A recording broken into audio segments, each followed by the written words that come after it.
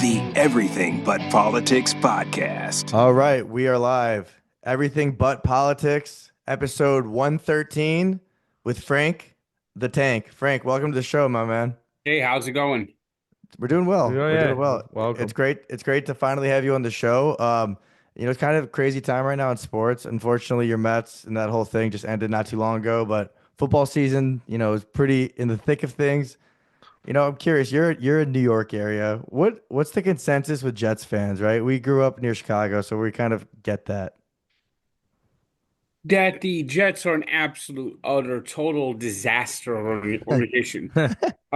If you look across the four major sports, NFL, NBA, MLB, and NHL, the Jets are probably one of the worst organizations, top to bottom, and of all the sports. They haven't been in the playoffs since 2011. Well, 2010 actually was actually the last time they played in a playoff game. It's a disaster. No matter what they do, it doesn't work. No matter who they get, it doesn't work. Aaron Rodgers appears to have full control over the situation. They fired their coach. They fired their GM. Who knows what the situation is going to be like beyond this year? It's a total mess. And every year it just gets worse and worse. And the Jets find a way to jet.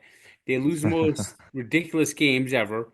They are their own memes. The top moment for the Jets this year is when Aaron Rodgers is on the sideline with the blood trickling down his hand in the shape of an L. I mean, if that doesn't describe what it's like for the Jets, I don't know what does. And it's funny. The reason I asked you that is because I'm curious. Would you rather be a Jets fan or a Bears fan? There's probably nothing worse than being a Jets fan. I mean, like I said, we're Bears. It's been quite brutal these last few years. But I'll tell you this. I mean,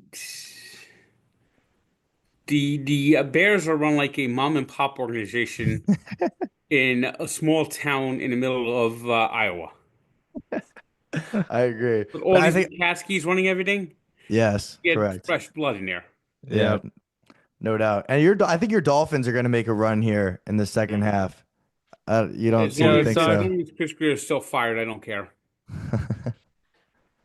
So, Frank, I want to talk a little bit about your 420 days with this walking journey. You've had some incredible guests on. Can you kind of tell our listeners who maybe don't know who you are, how this journey started and where you are now from where you were 420 days ago? Well, it all started because I was at a Notre Dame game last year in South Bend, and from where we parked to the stadium, it was quite a long walk. And we were just talking about how, if you walked more, you could probably lose some weight. Mm-hmm. So a couple of days later, we started the walks, and it's been going ever since then. And then a couple of months into the walks, we got reached out to by JJ Watt, who said that Yep, he I liked saw what I was that. doing, and we decided to start filming some of these walk videos. It started JJ Watt, led to Dave Portnoy, Mike Francesa. Then we got Boomer Esiason, Dwight Gooden, big guest Saquon Barkley. Oh, yeah. Second season, we started getting the same amount of guests, and we're still rolling. We got Army football coming out this week. A couple of players from the Army football team worked with Notre Dame earlier in the year. Got some big guests lined up next week we're going to start working with. We already worked with Mad Dog Chris Russo recently. Cool. Big Cat, you name it. And it just seems to be growing all the time. That must have been pretty surreal. To work with Don Mattingly. Yeah. The folks have been just some of the big people we've worked with are stunning. PK Subban. Totally. But given your allegiance to the Mets, the Doc Gooden walk must have been pretty special. Yes, it was. Yes, it was. I'm sure. Speaking of the Mets, what are you expecting here in this upcoming 2025 season? Is there hope? I think they're going to be big players on the free agent market, and it's too early to tell anything right now. Okay, that's interesting. And I know you've been extremely outspoken about some of these MLB ballparks. Aside from Wrigley and Fenway, what's number one? I like PNC Park. That's a good one. But to me, it's San Francisco Oracle Park. Why? just the setting on the ocean, the Yeah. knothole, the pier area where people just walking on the pier could peek into the game for a couple innings. So The Frank, the marina outside, the people in their kayak hmm waiting for home run balls, yeah, that's the super whole cool. atmosphere. Well, Yeah, I love that. Frank, at what age did you get this love of sports? Probably when I was about 8 or 9. It was And what led you to like really studying and like I watched that video of you memorizing all of the World Series and who won and how many games. Like when did you start learning and really studying the history of sports? A few years after that, like maybe around 1987, 88, 89, probably that around there. it's cool though. When you were doing this, I'm sure it was just a great hobby that you really enjoyed. Ever in your life did you figure that you'd be able to make a career out of that? I tried to. I went to Marquette State, so but things are starting to really work out well now, and Barstool has been great, and we got so many great walks coming up. Yeah, no, it's exciting. And what? How's the weather in New York? Is it starting to get cold? Or are you guys doing well right now? It's been warm for this time of year, although the forecast next few days isn't very good. It's supposed to rain, and we need rain. We haven't had any substantial rain since the end of September. Yeah. Jeez. So wait, so Frank, another thing, so we grew up Chicago sports fans. A lot of talk in the last couple months about the Nashville White Sox. What are your thoughts on that? I can't picture that happening. Why not? Major League Baseball wants to put a team in Nashville, but they want to Mhm. do it with an expansion team, and there's a ownership group that's already in place, perhaps for a Nashville ownership that is like minority owned. I believe Dave Stewart's on it as part of the group, and a couple other like prominent businessmen, and I think Major League Baseball kind of wants that ownership group involved, and I don't think that ownership group is interested in buying the White Sox. That's interesting. So 'cause the White Sox are really, no one cares at this point in time. I mean, I think you've been to Guaranteed Rates Stadium Field, south side of Yeah. Chicago. It's pretty out of the way for most people coming from downtown. Whereas Yeah, Wrigley's just a pleasure, right? That whole yeah, area's I think eventually the White Sox will build that stadium on the loop. That's Interesting. interesting. Yeah, that would be like and the Chicago's got some drama with the stadium stuff with the Bears too, whether they move to Arlington Heights, Just but let them move to Arlington Heights. Yeah, what did we yeah. do about the Bears considering like would you consider the Bears or the Dolphins? Oh, because we're Bears fans and you're Dolphins. Would you rather who would you rather root for? I mean, what's worse, right? Uh, it's not very good on either side. I think the Bears have something to build on, but they just need better leadership and get new blood in there. And the Dolphins is the same thing basically with Chris Greer been there 20 years. Yeah, yeah, no, that's true. And you know what? I just don't think there's much accountability with the Bears. I think that's the issue. And Frank, was there ever a point in your life that you maybe wanted to be a coach in any sport? Maybe, but I just don't know if I've ever had the patience for it. That's fair. That's fair, Fair. yes. I'm gonna jump back into baseball. Uh, a lot of beef. You've been outspoken about Rob Manfred.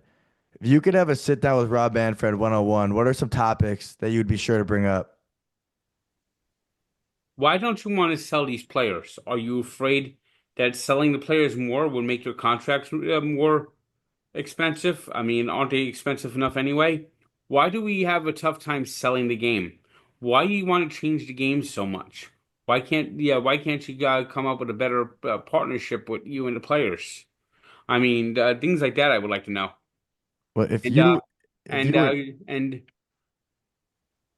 your predecessor, Bud Selig, got into the Hall of Fame and had kind of a lacked attitude towards the steroid abuses until Congress stepped in. But wouldn't you say that it's unfair that he's in the Hall of Fame and no one else from that year allowed steroid users are out of the Hall of Fame? Is it time that we forgive the steroid users? Yeah. we grew up in that era, and I would argue that at this point in time, the game doesn't have as many superstars as it did 15, 20 years ago. Why do you believe that's the case? because they've got poor television contracts, poor television partners. You watch a game on Fox, you have to endure Joe Davis, and he's not a good announcer. ESPN, Carl Ravitch is awful. They got some good announcers on TBS, but TBS is kind of eh. I mean, they got to find better broadcast partners, better way of presenting the game. The pitch clock has been an effective tool, but there's things missing, and they got to find a way to get things working in the right direction. What would you do if you were in their shoes to get this game moving in the right direction? Uh, Demand better TV partners. Fix how the game is presented. Prohibit them to be in-game interviews. I like that too. Do you think the game is less accessible with all of these different streaming platforms? Yeah, it somewhat is. I mean, if you want to watch all 162 games, you need a whole bunch of different platforms. I mean, Yep. Apple TV once a week. I mean, it's kind of a mess. Well, even with your New Jersey Devils, right? You got to get ESPN Plus. You can't even watch it Oh, on cable like you once were able to. yeah, I mean, it's really frustrating. it's Like, bad. and It the is Cubs, early in the season, but how do you expect the Devils to be? They've played okay, but they got to get better at home. They've not played well at home. Interesting. yeah, that is interesting. But I'm still curious with the streaming, right? Because we grew up Cubs fans, like we said. Back in the day, it was WGN, right? WGN Chicago. That's like a staple, similar to the Yankees were Yes Network. Um, what? How is? What are the That's another Mets? issue. Major League Baseball has been hurt by the Bally's implosion, Hmm. Isn't and I think more teams should be putting every one of their games on some sort of streaming platform. even but like there's the difference, right? You get a market like the Cubs or the Mets, and then you get like a Kansas City or here in Miami. Like how there's big difference in the TV contracts, right? Like would a Marlins network wouldn't do what a Mets network would do. No, it won't, but at least you'll have it for all their fans Yeah. to watch, and not. I mean, Sun Sports became Bally's and whatever the hell it is now. I mean, it's kind of a mess. Agreed. Yeah, agreed. Especially with the ESPN Plus, the whole thing is just sticky. Another, RIP, Pete Rose recently passed away. Do you think he should be in the Hall of Fame? Yes. So should Joe Jackson, and so should anyone associated in the steroid unit era. Is, Pete Rose was what, the 70s, 80s? I think he was 82 when he died. But he played in the 70s and 80s, 1970s, 1980s, correct? Actually, he played from the 60s to the 80s. What a career. What a different game it was back then too, huh? Yep. First Met game I ever went to, he actually got 3 hits against the Mets. What You year know, was that? yeah, I was just gonna ask that. 85. How old 85. were you then? I was 9. And then everything changed that next year for you and your Mets fandom in Yep. 1986. Yep. Yeah, incredible. Like I said, we're from Indiana. I know you love Notre Dame. We're Indiana football people. What are you making of this college football playoff and how it's shaping up? I think we're in for something big and exciting. Who do you root for in terms of college football? Well, Notre Dame. Notre Dame. Oh no, yep. Yeah, so I mean that NIU game may have been a fluke, but you guys have been strong ever since. Well, Yeah, they have come out like gangbusters the last few weeks. yeah. They didn't cover last week, which is kind of ridiculous. The way Virginia that last minute touchdown for the cover, acting like they Oh, won the okay. damn game. Well, Frank, I want to know how you were all these different fans from different states. You got the Dolphins, Notre Dame, New Jersey, and the Mets. Well, Did that how did that come other about? than Rutgers, there's effectively no college football in the DRP Uh-huh. Boston area. Uh, I'm a Knicks, Mets, and the Devils are New Jersey, so that's So that kind of makes good for sense. you Yes, too. yeah. So And how about the It's Dolphins? just the Dolphins. I started rooting for the Dolphins from like when I was really small because of AJ Dewey. They went to Super Bowl 17, and then Dan Marino came along. Yeah, Dan Marino, probably the best quarterback to never win, Yep. right? Undeniably. Um, but who as this new playoff with 12 teams, where do you think Notre Dame falls? I think they're going to get at least they're going to get a home playoff game. You believe so? Yes. I What do you so Indiana plays Ohio State on Saturday. They're currently getting 13 and a half in Columbus. You think the Hoosiers are legit? Can they play in Columbus with the big boys? No. I think Nope. this is I think this is where the Hoosiers come back to earth. We'll see. I don't. Yeah, They look good. They look good. we're But biased, of course. Ohio State had that great win at Penn State. They played well at Wrigley this past Saturday versus Northwestern, and this is probably their second best test. Obviously, that great game at Eugene when they played Oregon too. So we'll Yep. see. We'll And see. they'll probably get a chance to play Oregon again when they Big Ten championship in a couple of weeks. We'll Yeah. see. I hope you're wrong on that one, Frank. But I mean, we'll see. I mean, Michigan has had a terrible season. It's a donut year Yeah. where Yeah, won a definitely. championship last year, had a coaching change, and they don't have the best exactly class right now. But I expect Michigan will probably bounce back next year. The I mean, I imagine Ohio State beats Indiana. The question is, can Indiana keep it close? I don't know, but that game against Michigan is going to be the most pressure on Ohio State in recent years because if they somehow choke against Michigan this year, heads are going to be rolling. Does Yeah. it matter if IU wins Saturday? Will that pressure still be there, or is right? Oh no, no, no! That pressure is going to be even more intense if they lose to Indiana.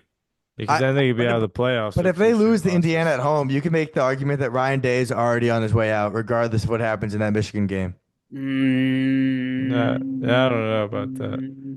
They get in the playoffs, he's safe. They lose Even to a 12 Mich- team I playoff, agree. though, yeah, Yeah.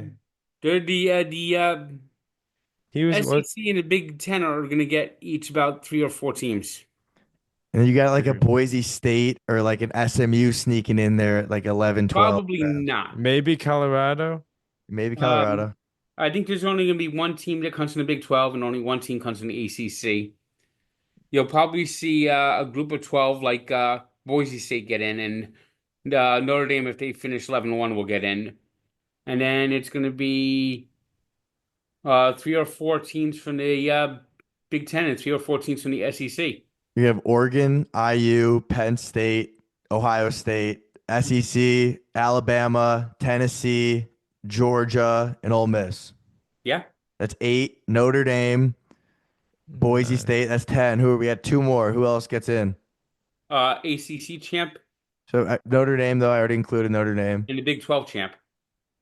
Colorado. But Maybe.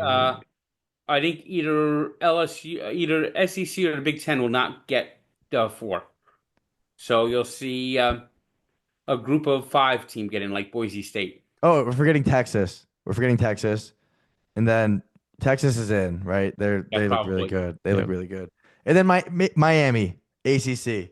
Miami's probably getting in, Well, regardless of that loss to a Georgia Tech. no, they have to win the ACC. There's only one ACC team's going to the tournament. Does that mean they have to beat Notre Dame? No. Oh, Notre Dame's independent. Yeah. Yeah. ACC for hoops, correct? Yes. Okay. How about college hoops? Who do you like? You Notre Dame guy? Seton Hall. See, no, Seton Hall. yeah. I remember you had some. You weren't you at that triple overtime game last year? Yes. That was an exciting one. Yes. Yeah, it is exciting. Frank, tell us a little more about your relationship with BodyArmor because I love like the They're a necklace you great wear. sponsor. I'm sure. They help keep me hydrated during my walks, and it's especially important when you have those hot summer days. And what are you more? You prefer the regular water or more the flavored water? The water's good. Just regular, yeah. I'd say one thing I prefer with Body Armor. Well, Um, The zero sugar tastes better than the regular brands. That's a good thing, right? Yeah, I mean, Yes. the least amount of sugar as possible, the better. And, I just heard a great interview you did. We had Eugene Pontecorvo on our show. Eugene Oh from yeah. Sopranos. Yeah, and you did your walk with him and Patsy, and it was just so good, Jackie right? Jr. too. What was that? Jackie Jr. too. Correct. And Yeah. Furio. Yep. Yeah, that's Oh, pretty so special stuff. Being Furio a too. Jersey guy, that's got to be pretty surreal, Yes. right? I mean, Well, I that live right in the heart of where The Sopranos was all filmed. Oh, that's awesome. where town in Jersey are you from? Belleville. Belleville. Okay. And that's how Wait, far from New York? How far is that from the city? uh, it's about 12, 15 miles. All right. That's not Just bad at all.